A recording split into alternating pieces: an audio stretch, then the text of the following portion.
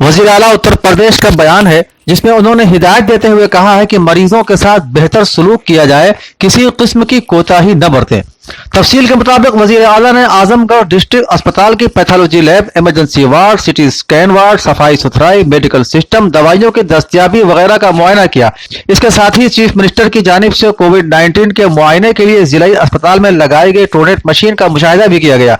मुआयने के दौरान वजीर आला ने महकमा सेहत के ओहदेदारों को हिदायत दी कि जिन मरीजों का कोरोना की वबा की वजह से ऑपरेशन जेर इल्तिवा है, उनको ट्रूनेट मशीन के जरिए चेक किया जाए। उन्होंने हिदायत दी कि जिला अस्पताल की ओपीडी और इमरजेंसी खिदमत जारी रखें। साथ ही उन्होंने कहा कि वजीर आजम किसान एहतराम फंड के तहत 2 करोड़ 4 लाख किसानों को 2000 रुपए की किस्त दी गई है। इस मौके पर commissioner Azamgarh division Kali Tripathi, DIG Subhash Chandra Dubey, district magistrate Azamgarh Rajesh Kumar, police superintendent Triveni Singh, CMO doctor A K. Mishra, जिला अस्पताल के SID doctor S K. Jeet Singh और महकमा सेहत के अफसरान और मुलाजिमीन मौजूद थे।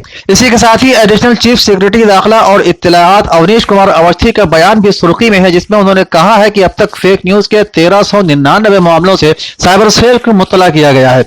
एडिशनल चीफ सेक्रेटरी दाखिला और इत्तलाआत अवनीश कुमार अवस्थी ने आज लोक भवन वाक़ई मीडिया सेंटर में प्रेस नुमाइंदों को खिताब करते हुए बताया कि रियासत के चीफ सेक्रेटरी जनाब राजेंद्र कुमार तिवारी ने कहा है कि कोविड-19 के असरात से पाक अफराद कोरोना से मुतासिर मरीजों से बचाव के लिए मास्क और सोशल डिस्टेंसिंग पर अमल आवरी बहुत जरूरी है।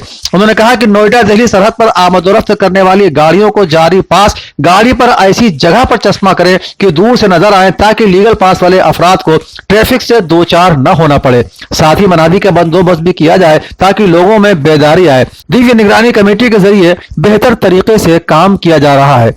जनाब अवस्थी ने बताया कि चीफ सेक्रेटरी ने कहा है कि निगरानी कमेटी के जरिए बेहतर तरीके से काम किया जा रहा है। इसका रियासती हुकूमत के जरिए सर्वे कराया गया है, जिसके मुस्बत और हौसला अफजा नताइज हासिल हुए हैं। फेक न्यूज के तहत अब तक 1399 मामलों को इल्म में लेते हुए साइबर सेल को मुत्तला किया गया है। 8 जून को कुल 10 मामले, जिनमें ट्विटर के साथ फेसबुक के 3 मामलों को इल्म लेते हुए साइबर सेल को जरूरी कार्रवाई के लिए भेजा गया है।